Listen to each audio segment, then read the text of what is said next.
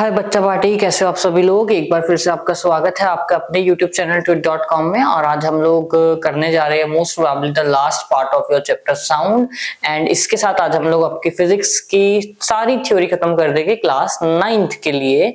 इसके बाद हमारे पास क्या बच जाएगा, सिर्फ और सिर्फ आपका न्यूमेरिकल पार्ट बच जाएगा। एंड एज प्रॉमिस्ड कि आप लोगों को न्यूमेरिकल पार्ट के सेशन देखने को मिलेंगे। We are ready with the PPTs and once we are done with the theoretical part आपको उसके बाद सीधा मोशन चैप्टर का क्या देखने को मिलेगा, न्यूमेरिकल सेशन देखने को मिलेगा। या फिर एज योर विश, अगर आप लोग चाहते हो कि हम लोग लास्ट से शुरू करें तो हम लोग लास्ट से भी शुरू कर सकते हैं। हम लोग सबसे पहले साउंड के न्यूमेरिकल्स कर लेंगे एंड देन हम लोग उसके बाद पीछे पीछे जाते रहेंगे। So it is your demand, आप अपनी डिमांड रख सकते हैं, आपका हक है। आप कमेंट सेक्शन में बता सकते हैं that what do you need, ठीक है, हम उसके अकॉर्डिंग प्रोसीड कर सकते हैं। So we are starting with the last part of your sound. इससे पहले बेसिकली केमिस्ट्री का लेक्चर रिकॉर्ड हुआ होगा यहाँ पे, तो दैट इज व्हाई आपको दिख रहा है केमिस्ट्री का सब कुछ यहाँ लिखा हुआ है। So we are starting with the sound last part, ठीक है। This is part number 4 of your sound. अभी तक अगर जब मैं आपको समरी बताऊं, पहले देख लेते हैं बोर्ड विजिबल है आपको ये पार्ट बोर्ड का। सो हाँ विजिबल है ऑलमोस्ट, इससे नीचे का आपको देखना है, वैसे भी ये तो देखना भी नहीं है। सो अभी तक अगर जब मैं बात करूं तो बेसिकली हम लोग क्या क्या पढ़ चुके हैं। हम लोग पढ़ चुके हैं आपकी साउंड क्या होती है। हम लोगों ने उसके बाद प्रोपोगेशन ऑफ साउंड पढ़ा था। प्रोपोगेशन मतलब साउंड कैसे ट्रेवल करती है। देन हम लोगों ने डिफरेंट कॉन्सेप्ट स्टडी किए, जैसे एम्पलीट्यूड क्या होता है, वेवलेंथ क्या होता है, ये सब कुछ हम लोगों ने स्टडी किया था। और आज हम लोग शुरू करने जा रहे हैं बेसिकली आपके मीडियम के साथ। आपको मैंने ऑलरेडी बताया हुआ है कि साउंड होती है, sound needs a medium to travel, है ना। तो आपके एनसीईआरटी इसके बाद यही चीज बताती है कि once you are done with all loudness, amplitude, wavelength and frequency, उसके बाद आपकी एनसीईआरटी कहती है कि भाई आपकी जो साउंड होती है उसको चलने के लिए, उसको आगे प्रोसीड करने के लिए मीडियम की रिक्वायरमेंट होती है। सो आप लोगों को ऑलरेडी मैं बता चुका हूं that sound needs a medium to travel. Sound needs a medium to travel, ठीक है। उसके बाद आपको स्पीड याद करनी पड़ेगी। कुछ आपकी एनसीईआरटी वैल्यूज मेंशन करती है पर्टिकुलर स्पीड के बारे में, तो आपको स्पीड की वैल्यूज याद करनी पड़ेगी। जैसे 334 होती है आपकी 22 डिग्री सेल्सियस पे। उसके बाद हमारे पास कुछ 331 होती है हमारे पास, उसमें क्या कहते हैं, जब आप लोग 0 डिग्री सेल्सियस पे होते हो। तो ये कुछ वैल्यूज होगा, आपको स्पीड ऑफ साउंड की याद करनी पड़ेगी। स्पीड ऑफ साउंड आपके पास बेसिकली दो टेम्परेचर को आपको याद करनी पड़ेगी। सबसे पहले 0 डिग्री सेल्सियस पे जो कि होती है 331 मीटर पर सेकेंड, एंड आपको याद करनी पड़ेगी 22 डिग्री सेल्सियस पे जो कि बेसिकली रूम टेम्परेचर माना जाता है मोस्ट प्रोबेबली। तो उससे हम लोग कहते हैं वहां पे आपकी जो होती है that is around to 344 metre per second.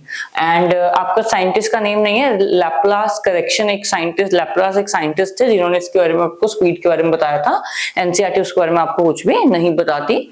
Then NCERT में एक टेबल दिया गया है जहां पे आप लोगों को डिफरेंट मटेरियल्स की एट 22 टू 25 के बीच में टेम्परेचर की रेंज में बता रखी है कि इसके ऑब्जेक्ट के अंदर, इस पर्टिकुलर मीडियम के अंदर साउंड की स्पीड क्या होती है, ठीक है।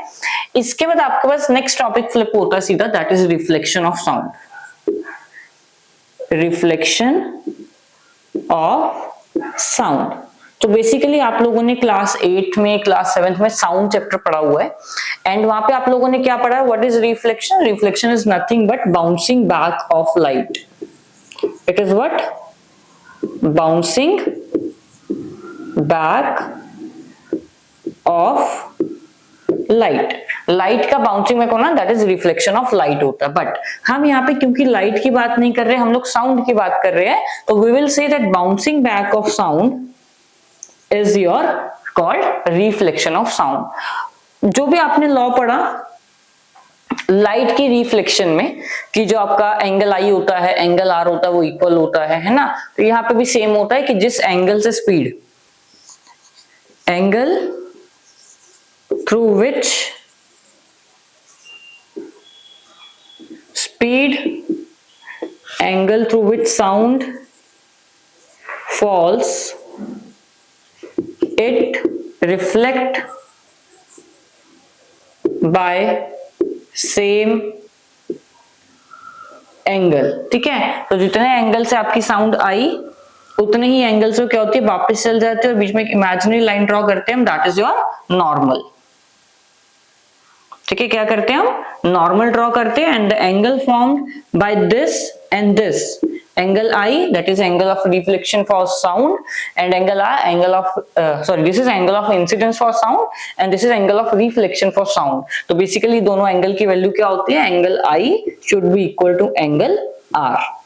ठीक है, तो this is what reflection of sound says to you. इसके बाद रिफ्लेक्शन में आपके पास मल्टीपल रिफ्लेक्शन एक वर्ड आता है, जहां पे जो साउंड होती है, सपोज एक बार यहां से टकराई, देन यहां पे टकराई, then again reflect reflect reflect. तो बेसिकली यहां से आई थी, ये यहां गई, ये यहां गई, ये यहां गई और ये यहां गई, ऐसे मल्टीपल रिफ्लेक्शन होती रहती है। एंड मल्टीपल रिफ्लेक्शन के आपके पास क्या है, कुछ एप्लीकेशंस गिवन है जो कि बहुत इंपॉर्टेंट है। आप जो माइक्रोफोन्स यूज करते हो बेसिकली, है ना, व्हाट इज माइक्रोफोन्स, माइक्रोफोन एक स्पीकर वगैरह होता है जहां पे आप लोग अनाउंसमेंट करते हो आज ये होने वाला है ना, तो जो स्पीकर होता है जिसमें आपके सिर्फ एक सिंपल सा क्या होता है कि एक ऐसा सा कुछ डिवाइस होता है, यहाँ से आप लोग बोलते हो, यहाँ पे ओपनिंग होती है, देन वो बहुत लाउड सुनाई देता है, आप धीरे से बोलते हो उसमें से और वो बहुत लाउड सुनाई देता है, तो this is basically your microphone. ठीक है, इसे हम लोग कहते हैं megaphone, sorry not microphone, it is megaphone. तो जो मेगाफोन होता है बेसिकली, सो इसमें आपका क्या होता है, मल्टीपल रिफ्लेक्शन यूज होती है। सो आई होप सो यहां तक क्लियर होगा। इसके बाद मैं मल्टीपल रिफ्लेक्शन के साथ जा रहा हूं, उसकी एप्लीकेशंस बता रहा हूं आपको। ठीक है, मल्टीपल रिफ्लेक्शन, और उसके भी हम क्या करेंगे, सिर्फ एप्लीकेशन।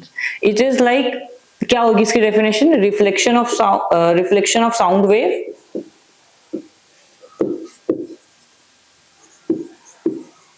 मोर देन वंस। अगर जे एक से ज्यादा बार सेम साउंड वेव रिफ्लेक्ट हो रही है, then that is called multiple reflection. ठीक है, एप्लीकेशंस की बात करें, so very first application is megaphone. ठीक है, megaphone. And the second application is very interesting application, आप लोग अपने डे टू डे लाइफ में डेली देखते हो। Can you imagine any one of that, बहुत इंपॉर्टेंट है। डॉक्टर्स के पास होता है एक डिवाइस जिससे आप लोग जिससे आपकी वो हार्ट बीट चेक करते हैं, दैट रस्सी टाइप, डॉक्टर के लिए दैट इज रस्सी, है ना, दैट इज व्हाट, स्टेथोस्कोप। ठीक है, तो स्टेथोस्कोप होता है, इसके अंदर बेसिकली क्या होता है, मल्टीपल रिफ्लेक्शन होती है। इसके पाइप का आपको स्ट्रक्चर आ सकता है बन के, जिसके ऊपर केस पे स्टडी आ सकती है।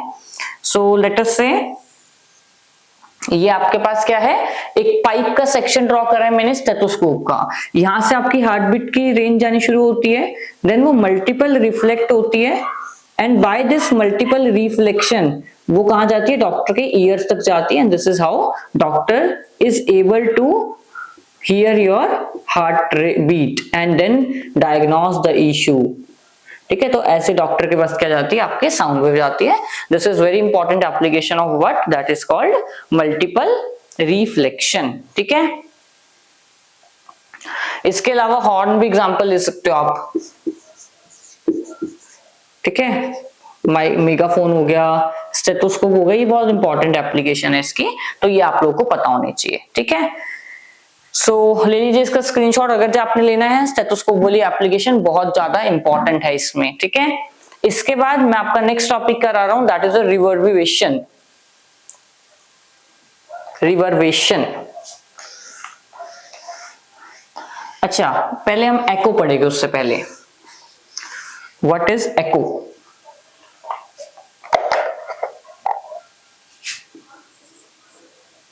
एको, एको का मतलब होता है गूंज, किसी चीज का गूंजना, है ना। जैसे आप कई बार किसी चीज को बोलते हो, आपको वही साउंड वापस सुनाई देती है, आपको लगता है कि मेरे कान सही है, नहीं है ना, तो बेसिकली आप अपने कान चेक कराने जाते हो, नहीं आपके कान उस समय में सही होते हैं बिल्कुल। एक फिनोमिना होता है जो कि साउंड एग्जिबिट करती है, दैट इज एको। एको क्या होता है, दैट इज कॉल्ड, एको की डेफिनेशन बोले, दैट इज, अगर हम सिंपल टर्म्स में लेके जाए, एको का मतलब होता है गूंजना, है ना, that is reflection.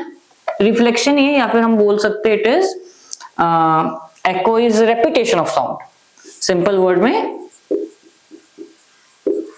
repetition of sound। Is called echo. ठीक है, तो रेपिटेशन ऑफ साउंड क्या होती है? एको होती है। अब क्वेश्चन आता है कि एको के लिए आपको अगर जब हम बता दें कि आपको एको के लिए जो टाइम चाहिए होता है, मैक्सिमम जो आपका रिफ्लेक्शन मतलब आवाज जाने और आने में जो टाइम हो, अगर जो वो आपका 0.1 सेकंड के अप्रॉक्स है, देन आपको उस चीज की एको सुनाई देगी। ठीक है, दिस इज मिनिमम टाइम, कि अगर जो मिनिमम टाइम इतना हुआ देन आप लोगों को एको सुनाई देगी। So what is the minimum distance? Calculate करने को आता है, very important, that calculate the minimum distance required to hear echo। आपको वहां पे टाइम और स्पीड ऑफ साउंड नहीं दी जाएगी। ठीक है, इतना सही क्वेश्चन होता है, this is the only question which you will see in your examinations. तो इसका क्या आंसर होता है? सिंपल है, speed is equal to distance upon time. अच्छा, यहाँ पे टेम्परेचर दे रहा होता है एट 22 डिग्री सेल्सियस। तो 22 डिग्री सेल्सियस की बात करूं मैं अगर तो यहाँ पे हमारे पास क्या स्पीड होती है? 344 मीटर पर सेकेंड। डिस्टेंस हम लोगों को निकालना है, डिस्टेंस को is represented by S, time हमें पता है 0.1। ठीक है, यही है ना। देन अगर हम लोग इसे यहाँ मल्टीप्लाई कर देंगे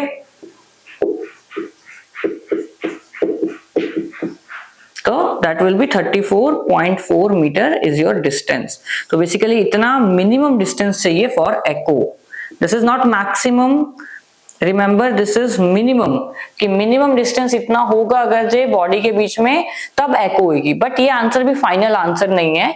अगर जब हमें फाइनल आंसर निकालना है तो उसके लिए हमें क्या करना होता है? क्योंकि देखिए जो डिस्टेंस आया है ये साउंड के जाने का प्लस आने का आया है। हमें डिस्टेंस निकालना है कि हमें कितनी देर बाद सुनेगी। तो जाने की स्पीड हम उस चीज में कैलकुलेट नहीं करते, हम लोग सिर्फ आने की कैलकुलेट करते हैं। तो हम लोग क्या करेंगे? इस आंसर को किससे डिवाइड कर देंगे? 2 से। That will be equal to 17.2 metre second. तो ये आपका फाइनल आंसर है। This is your final answer. अब यहां ना लिख के इस मिनिमम वर्ड को यहां लिखिए, ज्यादा बेटर है। ठीक है, this is your minimum distance required to hear echo at 22 degree Celsius if the temperature is 22 degree Celsius. This is conditional. अगर ये 0 दे देते तो हम लोग यहाँ पे 331 पुट करते हैं, देन आंसर आता 31.1, देन डिवाइड करने के बाद वो आता 30 और 16.5 के अप्रॉक्स आता आपका आंसर। तो then that will be your answer. ठीक है, सो इसके बाद नेक्स्ट टॉपिक जो आपको बता रहा था मैं, reverberation.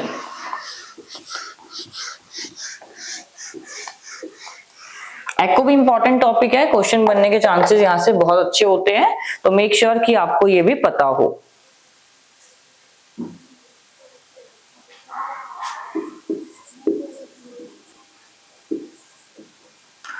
REVERBERATION, reverberation of sound. ठीक है, this is reverberation of sound. तो बेसिकली रिवर्बरेशन क्या है? कई बार क्या होता है कि जो साउंड होती है, जो बहुत बड़े बड़े होल्स होते हैं, उसमें क्या होता है कि आपकी साउंड एक्चुअली में पीछे जा ही नहीं पाती है ना। मतलब बहुत बड़ा होल है, आप लोग कुछ सेमिनार ऑर्गेनाइज करवा रहे हो एंड आप चाहते हो कि एंड में ऑडियंस बैठे उसको भी इक्वली अमाउंट सुने। तो बेसिकली क्या होता है कि साउंड की जो वैल्यू होती है ना, धीरे धीरे साउंड की जो आपकी लाउडनेस होती है, फिर मैं कहूँ साउंड का जो एम्पलीट्यूड होता है, बेसिकली वो क्या होता है, वो उसकी जो एम्पलीट्यूड है वो धीरे धीरे डिक्रीज होता रहता है। ठीक है, साउंड जैसे से आगे आगे जाती रहेगी ना, आप कोई भी सोचिए एनर्जी की फॉर्म है साउंड भी। एक sound is what? It is a type of energy. Energy धीरे धीरे क्या होती है? लॉस होती है ना। तो बेसिकली जैसे जैसे वो आगे जाती है, जितनी दूरी जाएगी उतना वो लॉस होने की ट्राई करेगी और एंड में जाते जाते बिल्कुल खत्म हो जाएगी। तो क्या होगा? आगे की जो ऑडियंस है उनको बहुत लाउड सुनेगा, बीच वाली ऑडियंस को बिल्कुल मीडियम सुनेगा और लास्ट वाली ऑडियंस को बिल्कुल सुनेगा ही नहीं। तो दिस कॉन्सेप्ट जिसमें आपकी क्या हो रही है कि साउंड की जो फ्रीक्वेंसी है, साउंड की जो वाइब्रेशनल रेंज है वो डिक्रीज हो रही है, this property is called what? That is reverberation of sound. तो बेसिकली आपकी एनसीईआरटी बहुत सिंपल सी और बहुत कॉम्प्लिकेटेड सी डेफिनेशन दे रही है। ठीक है, वो बहुत गंदी सी डेफिनेशन देती है और एक्चुअली में डेफिनेशन यही है इसकी परफेक्ट, आपको यही लिखनी पड़ेगी। The repeated reflection that result in persistence of sound. ठीक है, क्या कहती है NCERT? The repeated reflection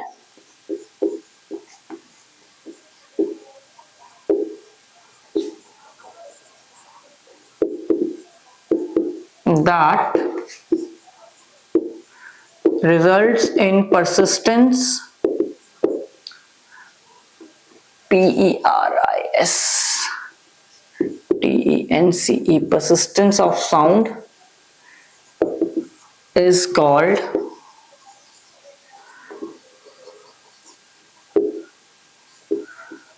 reverberation of sound।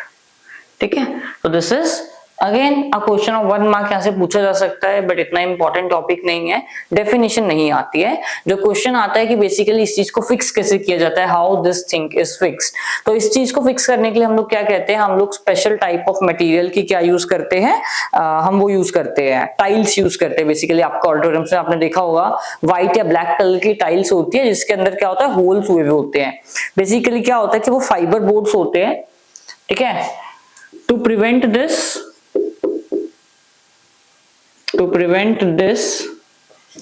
walls और सीलिंग, छत, रूफ लिख लेते हैं, of large halls are constructed with fiber boards, और या तो फाइबर बोर्ड्स यूज हो सकते हैं या फिर उसके अलावा क्या यूज हो सकता है, रफ प्लास्टर ऑफ ड्रेपरारिस यूज करते हैं।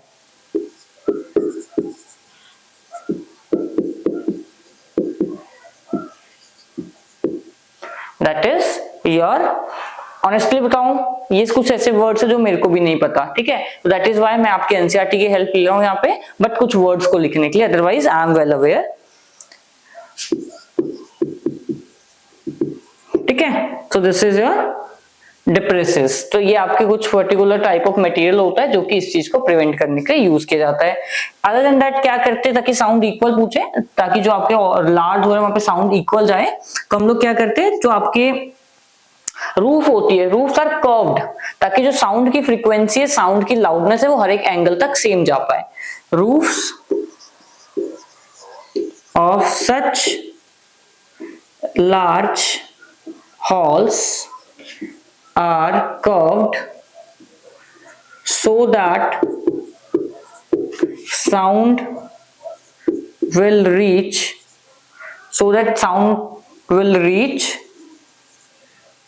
equal to all। ठीक है, ताकि साउंड जो है वो सबके पास कैसी जा पाए, इक्वल जा पाए। So this is another important topic of your chapter. Now moving on to the last topic of your chapter, that is your range of sound.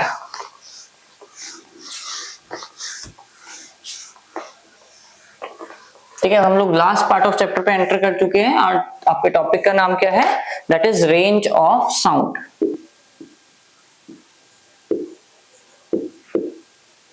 So on the basis of range के हम लोग कितना सुन सकते हैं, कितना नहीं सुन सकते, तो उसके बेसिस में हम लोग साउंड को दो डिफरेंट कैटेगरीज में डिवाइड कर देते हैं, और उसके बीच में आती है हमारे पास Audible range.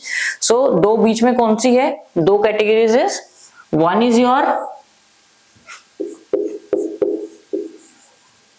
Infrasonic and other one is ultrasonic, और इसके बीच में क्या आती है, ऑडिबल रेंज आती है इसके बीच में।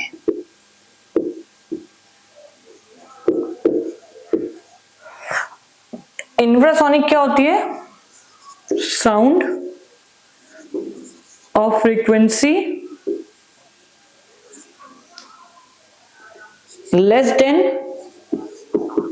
20 हर्ट्ज। ठीक है, sound of frequency is if less than 20 hertz, then such a sound is cut to be infrasonic sound. Sound frequency of sound, it's not sound of frequency, it is frequency of sound।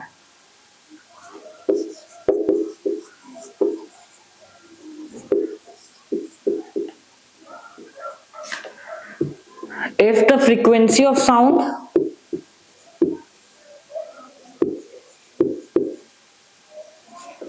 is greater than 20 kilohertz, मतलब 20,000 hertz और 20,000 hertz, then such a sound is said to be ultrasonic sound. Audible इससे पता चल रहा है अगर जो sound आपकी जो रेंज कर रही है वो कहां से कहां तक कर रही है, 20 हर्ट्स टू 20 किलो हर्ट्स, मतलब 20,000 हर्ट्स। अगर इसके बीच में कोई साउंड है then you are able to what hear such sounds, ठीक है, इसके बीच की साउंड को आप लोग कह सकते हो, सुन सकते हो।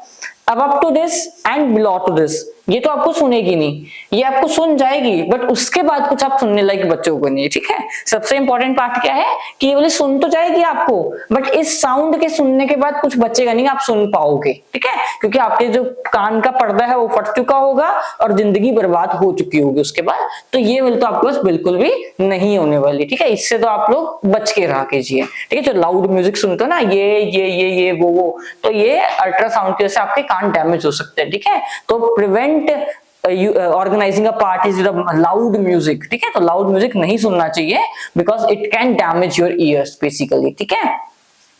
सो रेंज ऑफ साउंड में इंफ्रासोनिक हमने पढ़ी, अल्ट्रासोनिक पढ़ी, बट 9th क्लास है तो इतना तो नहीं होगा, ये तो आप लोग 8th में पढ़ के आ चुके हो। तो हमारे पास क्या है, एप्लीकेशन है, इसकी एप्लीकेशन है। तो सबसे पहले एप्लीकेशन अगर मैं बताऊं आपको इंफ्रासोनिक के, तो आपके लिखते हैं कि जो एलिफेंट्स होते हैं, elephants and whales, not whales, elephants use it for communication, ठीक है। एलिफेंट इसको किस लिए यूज करते हैं, कम्युनिकेशन के लिए यूज करते हैं। हाउएवर जो एलिफेंट्स होते हैं वो ऑडिबल रेंज भी प्रोड्यूस करते हैं but they are enough capable of producing infrasonic sound wave also so that they can communicate with their herd, और अपने ग्रुप के साथ वो क्या कर सके, कम्युनिकेट कर पाए, ठीक है। So elephant is the important example. उसके बाद राइनोसेरॉस है, rhinoceros is another huge animal जो कि आपका क्या करता है, it can also hear the infrasonic sound as well as help in communication, ठीक है। राइनोसेरॉस है, one is your rhinoceros,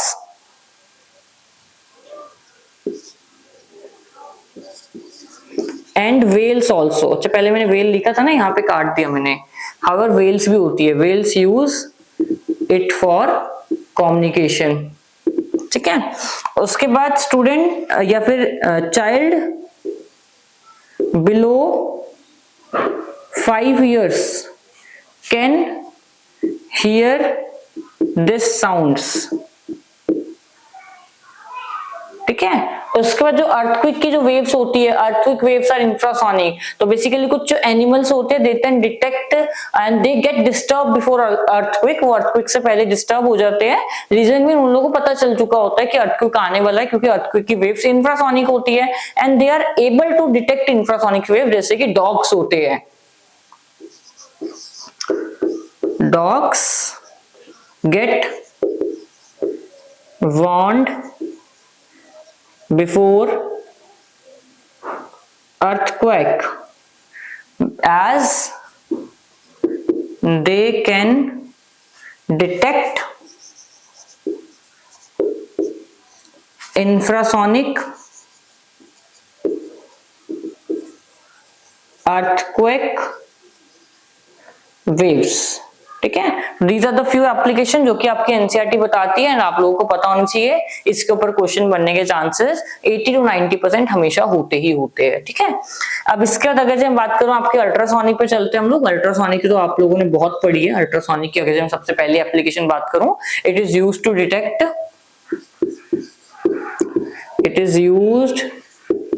detect damage in huge metal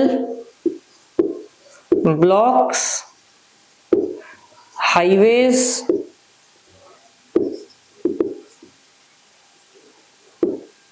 etcetera, ठीक है। तो बेसिकली क्या फिनोमिना होता है इसमें, अगर आपको सिंपली समझाऊं तो suppose this is a huge metallic block जिसका आपको चेक करना है कि इसके अंदर कोई डैमेज तो नहीं है, कोई होल तो नहीं है। So what you use to do is कि आप यहाँ पे एक सेंसर लगाते हो, एक यहाँ पे ऐसा सोर्स लगाते हो जो कि कौन सी वेव निकालेगा, अल्ट्रासोनिक वेव निकालेगा। देन यहाँ पे हम लोग डिटेक्टर लगा देते हैं। Then here is a detector. क्या होता है कि यहाँ से साउंड वेव प्रोड्यूस होती है। अगर जो कोई ब्लॉक में कोई डिफेक्ट नहीं है ना, अगर जो डैमेज नहीं है, डिफेक्ट नहीं है, defect is a better word here, तो वो स्ट्रेट पास हो जाएगी। बट अगर से कोई डिफेक्ट हुआ, सपोज यहाँ पे कोई एक डिफेक्ट है, बहुत बड़ा सा होल है, तो क्या होगा, वो यहाँ से टकराने के बाद यहीं वापस चल जाएगी। तो यहाँ से गई और यहीं वापस आ गई। सपोज यहाँ दूसरा होल है, यहाँ से गई और यहीं वापस आ जाएगी, अदरवाइज वो स्ट्रेट पास हो जाएगी। तो this is how you detects the crack और defects in a huge metallic blocks. जो हाईवेज वगैरह बनते हैं उनको हम लोग इसी से चेक करवाते हैं कि उसमें कोई गैप तो नहीं है, because a single piece of air trapped in highway can cause a huge destruction. ठीक है, वो पूरा डैमेज कर सकती है हाईवे को बेसिकली। तो ऐसे चेक करते हैं हम लोग। देन आपने सुना होगा अल्ट्रासोनोग्राफी या फिर ultrasounds, which is used to check the growth of foetus, developing baby, है ना। आप लोगों ने सुना होगा दैट अगर से मदर को चेकअप कराना होता है तो what they used to do is, वो सबसे पहले क्या कराते हैं, अल्ट्रासाउंड कराते हैं। ठीक है, उसके बाद it is also used in checking the heart diseases. ठीक है, जो आपके हार्ट के नियर बाय ऑर्गन्स होते हैं, जो हार्ट की हार्ट आपकी प्रॉपर चल रहा है या नहीं चल रहा, कोई डिफेक्ट तो नहीं है, तो उसके लिए हम लोग एकोकार्डियोग्राफी करते हैं। वहां पे अल्ट्रासाउंड वेव्स का यूज होता है, एको कार्डियोग्राफी। ठीक है, ये कार्डियो रिलेटेड होता है। उसके बाद it is again, it is used to clean large blocks. ठीक है, लार्ज ब्लॉक्स या फिर लार्ज मेटेलिक ब्लॉक्स को क्लीन करने में यूज होता है। ठीक है, also it is used as scanner to check the defects in different organ of body. Medical issues, medical purpose में बहुत यूज होता है ये, use to detect defect in different organs of body. ठीक है, देख लो, मैं आपको विजिबल भी है एक बार, हाँ बिल्कुल विजिबल आप लोगों को। तो डिफरेंट ऑर्गन ऑफ बॉडी में डिफेक्ट चेक करने के लिए भी इसे क्या किया जाता है, यूज किया जाता है। ठीक है, तो these are the I think different applications. और डेफिनेशन तो आप लोगों को मैंने बताई गई है। अच्छा, इसकी एक और वो होती है application, used to break stone, used to break large stones. ठीक है, जो लार्ज पत्थर होते हैं वो बेसिकली आप लोग अल्ट्रासोनिक वेव से बहुत इजी वे से क्या कर सकते हो, तोड़ सकते हो। ठीक है, सो this is different range of sounds जो कि आप लोगों को पता होनी चाहिए।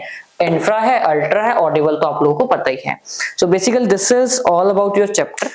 इस चैप्टर में इसके अलावा कुछ नहीं है। This is quite interesting chapter, बहुत अच्छा चैप्टर है। न्यूमेरिकल बहुत कम है इस चैप्टर में, आपको थ्योरी ज्यादा है। सो अगर जो फिजिक्स आपको फिजिक्स में नेल करना है, फिजिक्स में स्कोर करना है, तो आप वर्क पावर एनर्जी कर सकते हो। ठीक है, उसमें ज्यादा न्यूमेरिकल नहीं है। Force and laws of motion कर सकते हो, उसको आप लोग ये साउंड चैप्टर प्रेफर कर सकते हो करना। इसमें क्या है, थ्योरेटिकल पार्ट ज्यादा है और न्यूमेरिकल पार्ट कम है। तो basically this can help you score good in your physics. ठीक है, फिजियोलॉजी नहीं, वो बायो का पार्ट होता है, फिजिक्स की बात करें। ठीक है, so these are the different topics हम लोगों ने जो किए। We are done with the chapter. अगर आप लोगों को डाउट है तो you can just join our Telegram channel, हम आपको वहां पे हेल्प कर सकते हैं। और what you can do is you can also subscribe to our channel, you can comment to us, हम लोग आपका कमेंट पे रिप्लाई करेंगे डाउट का। And also like this video and share this video friends. Thank you.